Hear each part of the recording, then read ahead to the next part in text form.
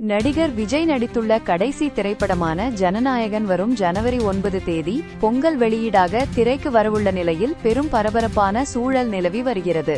இயக்குனர் வினோத் இயக்கத்தில் உருவாகியுள்ள இப்படத்தின் தணிக்கை சான்றிதழ் வழங்குவதில் தாமதம் செய்வதாக குற்றச்சாட்டு எழுந்துள்ளது. தயாரிப்பு நிறுவனம் சென்னை உயர்நீதிமன்றத்தில் அவசர மனு தாக்கல் செய்துள்ளது. குறிப்பாக படத்தில் இடம்பெற்றுள்ள சில அரசியல் வசனங்கள் மற்றும் இராணுவ தொடர்பான காட்சிகள் குறித்து தணிக்கை வாரியம் விளக்கம் கேட்டுள்ளதே இந்த சிக்கலுக்கு காரணமாக தெரிகிறது.